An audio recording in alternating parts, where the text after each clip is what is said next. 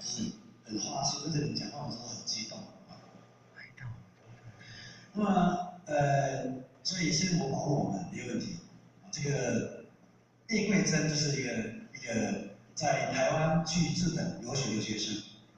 原来有一次我开晚会的时候，他说台来，因为他一点都不睡觉。那台来的时候，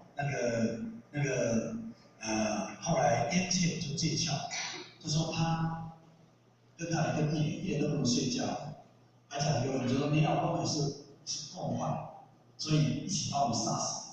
所以我们一些人就干扰他，不能让他求道，就每次出门挑那个火，是不是啊？就是不能求道。还有，本来我们要投胎当你的孩子，残缺孩子这样折磨你，他不知道你没生，他不会生，我们不知道。所以说后来就讲条件，讲到很久很久。他说，我爸来的时候，那朱迪安斯说，我来在找你老婆，我爸来，那还养活我，烧到25个。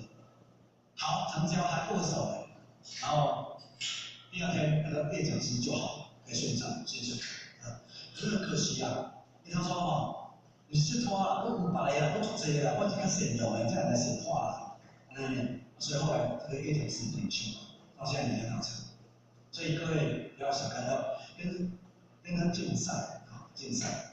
这个正跑会出身林敬道，这林敬道今年20岁。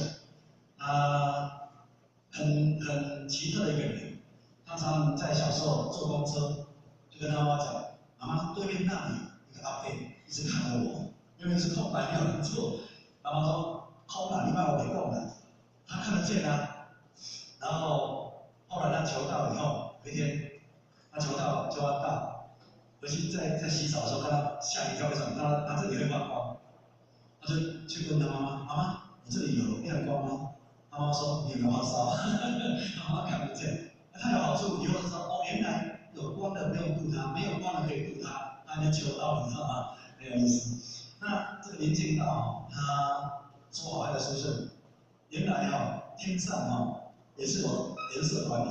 各位学习，大家好，或许是比较艰难，目前是工作时间里